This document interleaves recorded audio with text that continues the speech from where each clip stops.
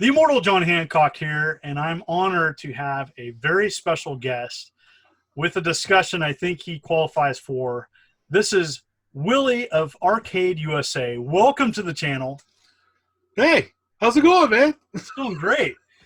And so I'm so glad that you are here to have this conversation. And before we get into it, Willie, why don't you tell the audience, if they don't know, you have an amazing channel.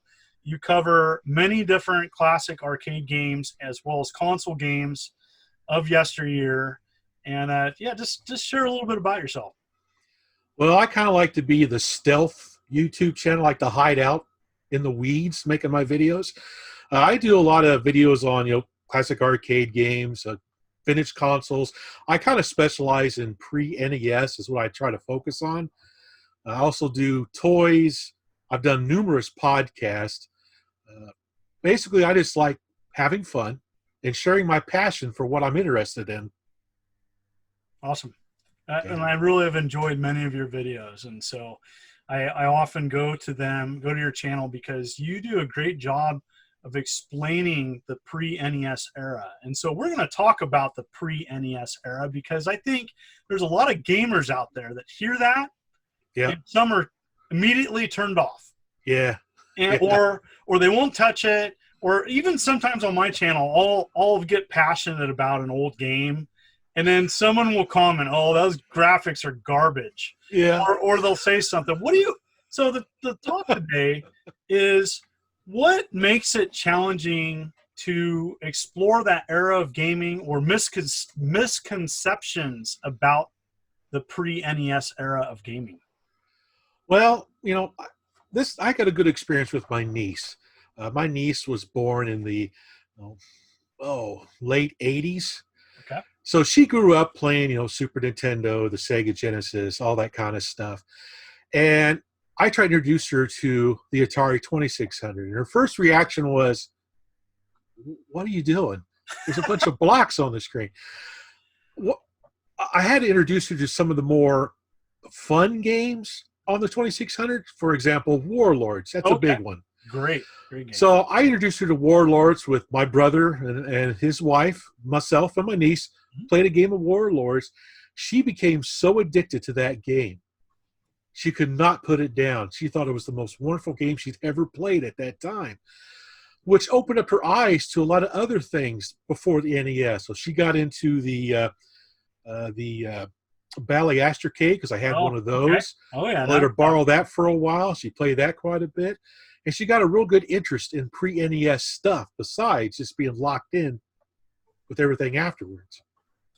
I do think it does matter on the particular game. And so my son, I showed him a couple 2600 games, and that wasn't real interested. Then I showed him Space Invaders. And Space Invaders, if you haven't played the Atari 2600 version, it really, some people don't even know, but the 2600 was slow to get going. Yeah. Until Space Invaders. Space Invaders hit, and that really kind of opened the doors for Atari. Yeah, just mind blowing. And so he really enjoyed that. It had animated characters on the screens, and it was a well done arcade port. And so I showed him that. He loves that. He loves Qbert. He loves Dig Dug. He likes the games with the characters. And I think going back, I think sometimes people forget, what the NES era brought was really a development of game characters. But it really started with the Atari era, and there was some simple characters that did a great job, but some people may not know about those. Pitfall Harry. Oh yeah, Pac-Man. Those are timeless classics, but I think you are correct when it has to be the right game and it has to be the right experience. I think if you can set up a bad experience for someone to hate pre-NES era. Do you want to share one of those? Oh, well, it was a bad experience for me, playing some of those Mythicon games when they came out. Those were bad. Those are some bad games. There's a lot of shovelware that was put out towards the end of the life, towards the crash. Yep. A lot of bad 2600 games. what a lot of people, what they don't understand is, back when the 2600 was in its heyday, it didn't have a lot of flashy graphics, so they had to focus in on the gameplay itself. They made the game extremely fun to play, and the graphics didn't really matter. Take Adventure, for example. That's the most graphically simple game that you can possibly have, but yet I play that game for hours. I still play that game because I love it so much because of all the gameplay it has. Yeah, I think it's a combination of, when we grew up as kids. I don't know about you. I'm sure you're in the same boat, but we had a limited amount of games that we have access to, and with so many game choices now, I think that makes it perplexing. I think for people even to want to explore anything else. I mean, there's more games currently on the market to check out than there ever was. But but I think it's important for people to at least at a simple level go back and see where games came from, and to explore. There wouldn't be a Nintendo without Atari. Nope. There really wouldn't be. And Atari wasn't first, but it put video games on the map. It was a commercial success, and there's several great games of that era that are still fun to play now. And it doesn't matter who you are or how old you are, but it has to be done right. I think, like what you said, there's a ton of, junky games on the 2600. You have to get the good ones. Oh, yeah. And there's videos out there. I'm sure on your channel you talk about many of the classics. Millipede, another one of my favorites. It doesn't look great, but gameplay-wise, it's a lot of fun. Demon Attack, another favorite of mine. Magic games are pretty good. And so I think it's important to share the right games and the right experience, because otherwise, if you're kind of just going on your own and checking out, just picking random games, you're likely to find a 3D tic-tac-toe or Math Grand Prix or some other terrible game of the era. That there's some bad games that it's funny, some of these terrible games are included with modern day packages, and I scratch my head thinking, why do they do that? That game is terrible. It's like nobody's gonna play that. Nobody cares. Oh my gosh. Yeah, it's like putting paddle games on a D-pad. Oh, that just doesn't work. So I think the other thing that we talked about when we first were chatting before was this video was the misconceptions of the time period as well. I think that also gets in the way of people playing things. Yeah, a lot of people don't realize that, Atari wasn't the first to come out with a video game. It was done years before by William Higginbotham, which did a Tennis for Two. Then he had Space War for MIT. Then he had Computer Space, which came before Pong. Oh, yeah. But Pong is what really rocketed everything up into the stratosphere. And then for home consoles, Ralph Baer's Odyssey was the first home console. It didn't really get a real good foothold, take off, but once the later systems started coming out, things started to explode. Then when Atari came, boom. And of course the television, boom. Everything exploded. Yeah, I mean, it really did. I mean, I think that Pong really was taking a simple game and making it to where it was easy to understand for the general public, because, first, sometimes pioneers often get arrows shot in them. And, yes. Jerry Lawson talked about that at an early Classic Gaming Expo. Jerry Lawson of Channel F, Fairchild Channel F fame, something that he helped, get going. And I think sometimes you really have to do some research and find out what's out there. Mm-hmm. And sometimes people just, they see something and they get misinformation, or they hear something's bad and they don't experience it themselves. That's the worst thing out there that I see. Exactly. They jump on the bandwagon that, okay, it must be always bad, I'm not going to try it. No. You never know what you're going to like until you try it. Yeah, and I know that sometimes it's hard to get access to real hardware, but, emulation is better than it's ever been. And even then, you can go to archive.org, and they got the console living room that allows you to experience a lot of these early games. There's a lot of these early computer games. I'm discovering computer games I never knew existed on other systems right now on archive.org. It's wonderful.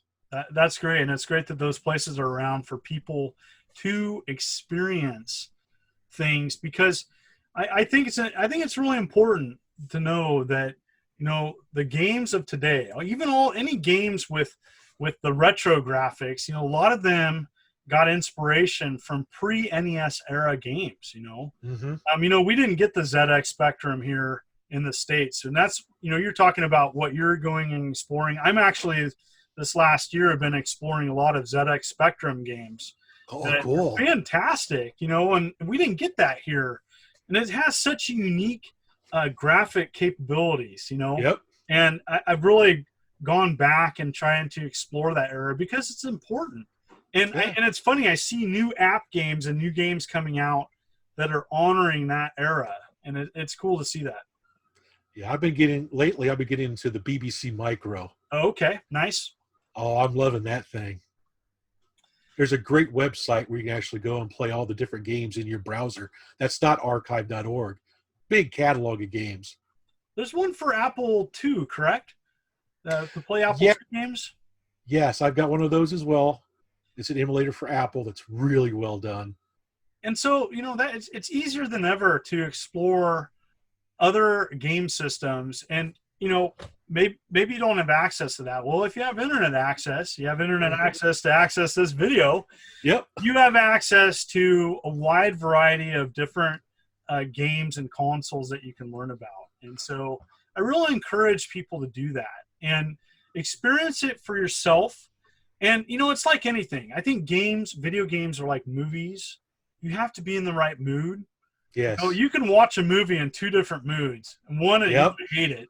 And the other one, you're going to love it. And so you have to be in the right mood, I think, to digest things that you didn't grow up with. You are not going to have the same experience as people that grew up with it, nor should you.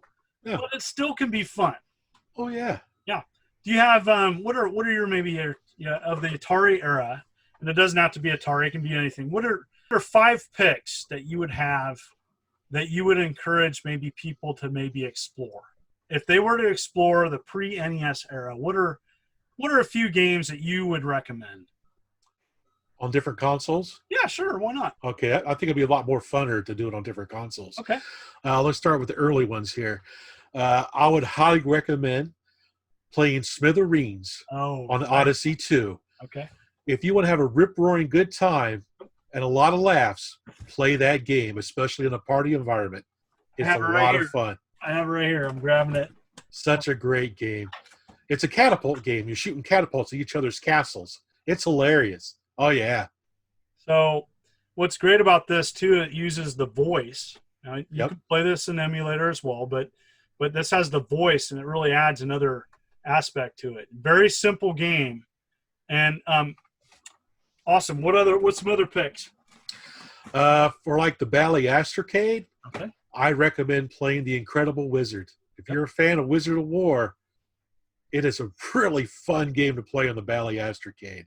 A lot of people don't know this, too. I do believe the architecture of the Bally Astrocade was close to Wizard of War Arcade. That's why it's such a great port, correct? It's very close. Yes, it's very close. It's got a Z80 microprocessor. Right? I knew that you would know that. My dad used to be an authorized service technician for those. Okay. He would rebuild them.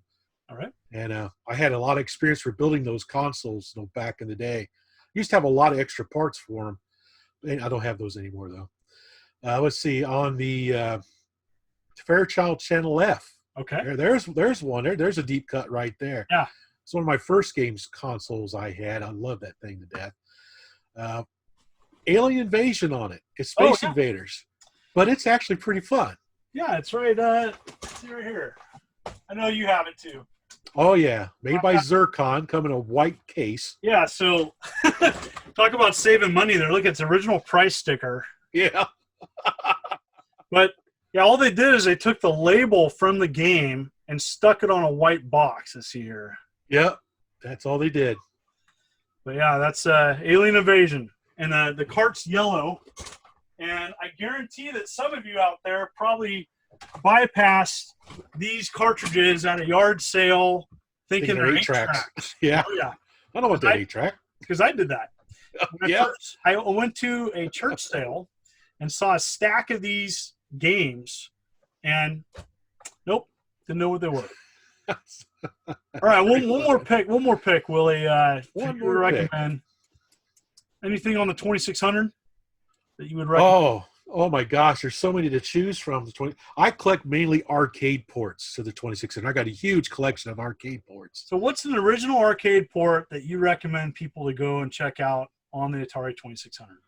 Well, aside for Space Invaders, which is obvious, yeah, I would say probably go after Miss Pac-Man. Oh, great pick. Yeah. Great pick. Or Pac-Man Jr., which is not as good looking, but it's fun to play. But Miss Pac-Man, I think, is a better pick. I agree with you. Especially the teddy bear mode. That's my favorite mode. Oh, yeah. They had a children's mode. And that's another thing. If you're a parent out there and maybe you grew up with Atari, Atari is really great to introduce young children to because it had a children's mode and it makes games to play easier. All right. Well, this has been a pleasure having you on. And Willie, where can people find you on YouTube? Well, Arcade USA is the YouTube channel. There's also a Facebook page called Arcade USA. If you're into toys, I have the Toy Tomb Facebook page and the Toy Tomb podcast I do with my buddy RK. And there's a few other things I do out there that you'll find linked in some of these different areas. It has been a pleasure having you on. It's been a long time in planning stages. We finally got to work. I want to thank you so much, and thank everybody for tuning in to this. What did you think of it? Did you grow up with Atari? Is it something that you want to explore more? Comment below, as I would love to hear from you. As always, make sure to hit that like button, hit that subscribe button, and click the bell so that you can be notified for all the videos that I upload. Thank you so much. This is the Immortal John Hancock, and you take care.